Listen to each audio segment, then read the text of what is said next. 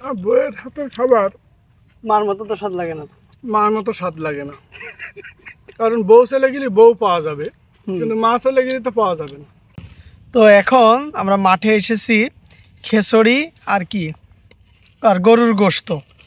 কালকে এটা দুলাভাই রান্না করছিল, তো সেই খাবারটাই রাত্রে হালকা পাতলা খেয়েছিলাম এবং বাকি খাবারটা আমরা মাঠে নিয়ে এসেছি। এই যে আব্বু এখানে আমাদের ধান তুলবো, এটা পরিষ্কার করতেছে, এই দেখেন সুন্দর করে। তো ইনশাল্লাহ আমরা এখন ধান কেটে আসলাম, আপনারা তো দেখলেন। আর ওদিকে ধান বাঁধা চলতেছে, যেহেতু এখানে অনেক পরিশ্রম হইতেছে, ভিডিও করা খুব বেশি এটা সম্ভব হচ্ছে না। তো এখন আম্মু এখান থেকে এই ঝালগুলা দিয়ে সুন্দর করে মাখিয়ে আমাদেরকে খাওয়াবে। আর এই লাল লাল যেগুলো দেখতেছেন অনেকটা মনে হচ্ছে পুরা ভাত, আসলে ভাত পড়ে নাই, এগুলো হচ্ছে গিয়ে ঝাল পেঁয়াজ ভর্তা সরিষার তেল দিয়ে। তো এখন খাবো মাঠে, মা খাওয়াই দিবে, বিসমিল্লাহ। আসলে গ্রামে বসে এই যে বাগানে বসে খাওয়া একটি অনেক সৌভাগ্যের ব্যাপার। এই যে মা আমার হাতে করে, এমনি মায়ের হাতে খাওয়া অনেক মজা, তারপর মাঠে বসে আরো মজা লাগতেছে। মা বুঝবা না আবু, বউয়ের হাতের খাবার কেমন লাগে? বউয়ের হাতের খাবার মার মতো তো স্বাদ লাগে না। মার মতো স্বাদ লাগে না, কারণ বউ ছেলে গেলে বউ পাওয়া যাবে, কিন্তু মা ছেলে গেলে তো পাওয়া যাবে না। অতএব বউ আজকে একটা চলে যাবে, আর একটা কালকে এসে সেও খাইয়ে দিবে, এটার কোনো কৃতিত্ব। কিন্তু মা তো আর আসবে না। যাদের মা নেই তারাই জানে যে মায়ের কষ্টটা কি। আমার মা নেই, আমার মা যখন ছিল তখন মায়ের হাতের খাবার। মা মারা গেছে কত বছর? আজ দীর্ঘ 4 বছর। তোমার মায়ের একটা স্মৃতি বলো, তোমাকে খাইয়ে দিয়েছে এরকম একটা স্মৃতি। বেশি মনে পড়ে একটা স্মৃতি, মার অনেকগুলো মুরগি ছিল। তখন আমি 7-8 পড়ি। তো আমি বলছি, মা তোমার এই একটা মুরগি জবাই করে, আস্ত মুরগি, আমাকে একটু ভুনা করে তুমি খাইয়ে দাও। তো মা আমাকে সেই মুরগিটা জবাই করে আস্ত ভুনা, আমরা তো অনেক ভাই বোন, 7 ভাই বোন, আমি সবার ছোট। তো মা আমাকে ওই মুরগি ভুনা করে খাইয়ে দিল। আমি ওই জিনিসটা আজও ভুলতে পারিনি।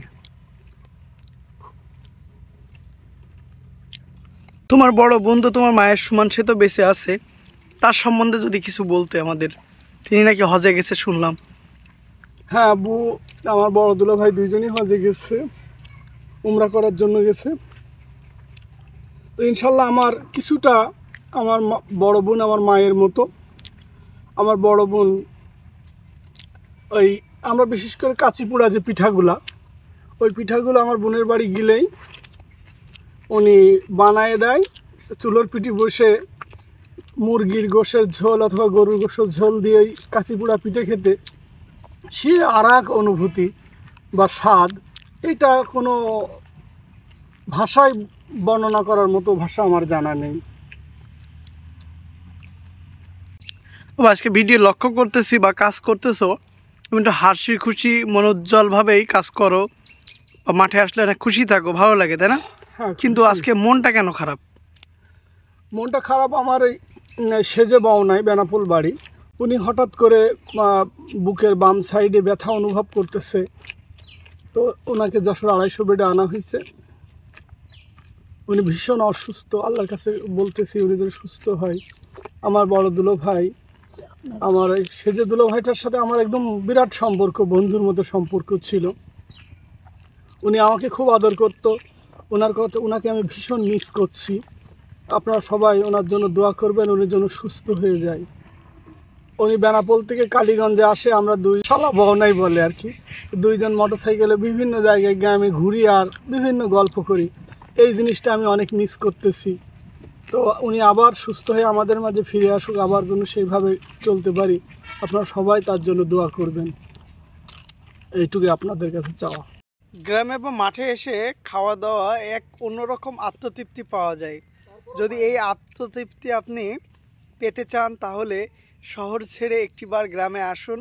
আমাদের ভিডিও দেখলে হয়তো আপনারা বুঝতে পারবেন যে আমরা কতটা মজায় থাকি, কতটা আনন্দে থাকি। মাঠে পরিশ্রম করার পরে সকালের দিকে অনেক বেশি ক্ষুধা লেগে যায়, আর ক্ষুধা পেটে এই গ্রামের মাঠের চাল দিয়ে ভাত খাইতে আসলে মনে হয় শুধুই অমৃত লাগতেছে, এত ভালো লাগে।